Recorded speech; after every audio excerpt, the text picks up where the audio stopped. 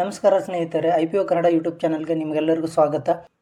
ಇಂದಿನ ವಿಡಿಯೋದಲ್ಲಿ ಆಸ್ಥಾ ಸ್ಪಿನ್ಟೆಕ್ಸ್ IPO ಬಗ್ಗೆ ಸಂಪೂರ್ಣವಾಗಿ ತಿಳಿದುಕೊಳ್ಳೋಣ. ಕಂಪನಿ ಏನು ಮಾಡುತ್ತದೆ, ಅದರ ಫೈನಾನ್ಷಿಯಲ್ ಹೇಗಿದೆ, IPO ಮೂಲಕ ಬಂದ ಹಣವನ್ನು ಎಲ್ಲಿ ಬಳಸಲಾಗುತ್ತಿದೆ, ಸ್ಟ್ರೆಂತ್ ಮತ್ತು ರಿಸ್ಕ್ಗಳು ಯಾವ್ಯಾವು, ಕೊನೆಯಲ್ಲಿ ಈ IPOಗೆ ರಿಟೇಲ್ ಇನ್ವೆಸ್ಟರ್ಸ್ ಅಪ್ಲೈ ಮಾಡಬೇಕಾ ಬೇಡವಾ ಎಂಬುದರ ಬಗ್ಗೆ ತಿಳಿದುಕೊಳ್ಳೋಣ. ಮೊದಲಿಗೆ ಕಂಪನಿ ಬಗ್ಗೆ ತಿಳಿದುಕೊಳ್ಳೋಣ.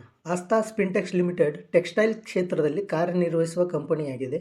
ಈ ಕಂಪನಿ ಮುಖ್ಯವಾಗಿ ಕಾಟನ್ ಯಾರ್ನ್ ತಯಾರಿಸುತ್ತದೆ. ಇದೇ ನೂಲನ್ನು garment, denim, T shirt, bedsheet, towel ಮತ್ತು ವಿವಿಧ ಬಟ್ಟೆ ತಯಾರಿಸುವ ಕಂಪನಿಗಳು ಬಳಸುತ್ತವೆ. ಕಂಪನಿ ಕಾಟನ್ ಬೇಲ್ಸ್ ಮತ್ತು ಕಾಟನ್ ಸೀಡ್ಸ್ ವ್ಯವಹಾರವನ್ನು ನಡೆಸುತ್ತದೆ. ಟೆಕ್ಸ್ಟೈಲ್ ಕ್ಷೇತ್ರದಲ್ಲಿ ಕಚ್ಚಾ ವಸ್ತುವಿನಿಂದ ಅಂತಿಮ ಉತ್ಪನ್ನದವರೆಗೆ ಪ್ರಮುಖ ಪಾತ್ರ ವಹಿಸುವ ಕಂಪನಿಗಳಲ್ಲಿ ಇದು ಒಂದು. ಕಂಪನಿಯ ಗ್ರಾಹಕರು ಭಾರತದ ವಿವಿಧ ರಾಜ್ಯಗಳಲ್ಲಿ ಇದ್ದು ಕೆಲವು ಉತ್ಪನ್ನಗಳನ್ನು ವಿದೇಶಕ್ಕೂ ಪೂರೈಸಲಾಗುತ್ತದೆ. ಈಗ IPO ಬಗ್ಗೆ ನೋಡೋಣ. IPO ಓಪನ್ ಆಗೋದು 29 ಜೂನ್ 2026, ಕ್ಲೋಸ್ ಆಗೋದು 1 July 2026, listing date 6 July 2026. Issue size 170 ಕೋಟಿ. ಇದು ಫ್ರೆಶ್ ಇಶ್ಯೂ ಆಗಿರುತ್ತದೆ. ಇದರಲ್ಲಿ ಯಾವುದೇ ಆಫರ್ ಫಾರ್ ಸೇಲ್ ಇರುವುದಿಲ್ಲ. ಫೇಸ್ ವ್ಯಾಲ್ಯೂ 10 ರೂಪಾಯಿ ಇದೆ. ಪ್ರೈಸ್ ಬ್ಯಾಂಡು 125ರಿಂದ 136 ರೂಪಾಯಿ ಇದೆ. ಒಂದು ಲಾಟಲ್ಲಿ 110 ಷೇರುಗಳಿದ್ದಾವೆ. ಕನಿಷ್ಠ ಹೂಡಿಕೆ ಒಂದು ಲಾಟ್ಗೆ ಸುಮಾರು 14,960 ರೂಪಾಯಿ ಇದೆ. IPO ಮೂಲಕ ಸಂಗ್ರಹವಾಗುವ ಹಣ ಕಂಪನಿಯ ವಿಸ್ತರಣೆ, ವರ್ಕಿಂಗ್ ಕ್ಯಾಪಿಟಲ್ ಹಾಗೂ ಇತರ ಸಾಮಾನ್ಯ ಕಾರ್ಪೊರೇಟ್ ಉದ್ದೇಶಗಳಿಗೆ ಬಳಸಲಾಗುತ್ತದೆ. ಈಗ ಮುಖ್ಯವಾದ ವಿಷಯ ಫೈನಾನ್ಷಿಯಲ್ ನೋಡೋಣ. ಫೈನಾನ್ಷಿಯಲ್ ಇಯರ್ 2023ರಲ್ಲಿ ರೆವೆನ್ಯೂ 239 ಕೋಟಿ, 2024ರಲ್ಲಿ ರೆವೆನ್ಯೂ 305 ಕೋಟಿ, 2025ರಲ್ಲಿ 351 ಕೋಟಿ. 3 ವರ್ಷಗಳಿಂದ ರೆವೆನ್ಯೂ ನಿರಂತರವಾಗಿ ಬೆಳೆಯುತ್ತಿದೆ. ಪ್ರಾಫಿಟ್ ನೋಡಿದರೆ ಇನ್ನೂ ಆಸಕ್ತಿದಾಯಕವಾಗಿದೆ. ಫೈನಾನ್ಷಿಯಲ್ 2023 ಪ್ರಾಫಿಟ್ ಕೇವಲ 1.06 ಕೋಟಿ ರೂಪಾಯಿ ಇತ್ತು. 2024ರಲ್ಲಿ ಅದು 16.29 ಕೋಟಿ ಆಯಿತು.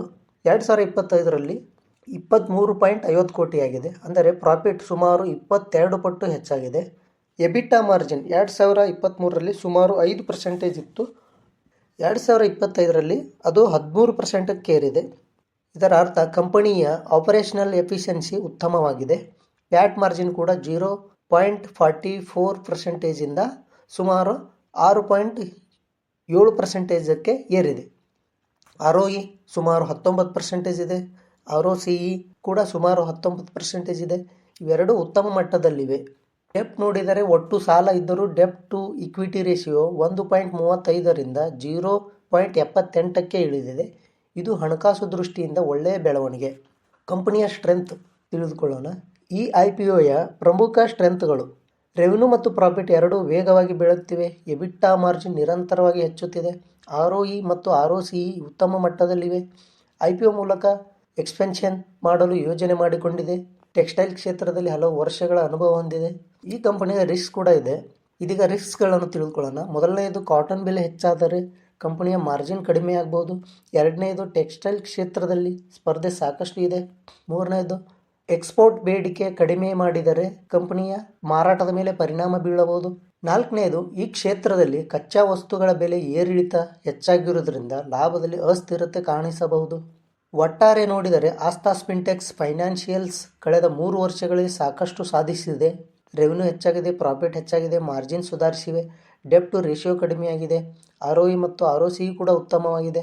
ಆದರೆ ಇದು ಟೆಕ್ಸ್ಟೈಲ್ ಸೆಕ್ಟರ್ ಕಂಪನಿಯಾಗಿರುವುದರಿಂದ ಕಾಟನ್ ಬೆಲೆ ಮತ್ತು ಮಾರುಕಟ್ಟೆ ಪರಿಸ್ಥಿತಿಯ ಮೇಲೆ ಇದರ ಫಲಿತಾಂಶ ಅವಲಂಬಿತವಾಗಿರುತ್ತದೆ. ಆದ್ದರಿಂದ IPOಗೆ ಅರ್ಜಿ ಹಾಕುವ ಮೊದಲು subscription status, grey market premium ಮತ್ತು ವ್ಯಾಲ್ಯೂಯೇಷನ್ ಅನ್ನು ಪರಿಶೀಲಿಸಿದ ನಂತರವೇ ನಿರ್ಧಾರ ತೆಗೆದುಕೊಳ್ಳುವುದು ಉತ್ತಮ.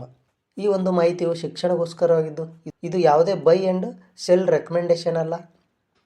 ಈ ವಿಡಿಯೋ ನಿಮಗೆ ಉಪಯುಕ್ತವಾಗಿದೆ ಎಂದು ಅನಿಸಿದರೆ ಒಂದು ಲೈಕ್ ಮಾಡಿ, ಸ್ನೇಹಿತರೊಂದಿಗೆ ಶೇರ್ ಮಾಡಿ.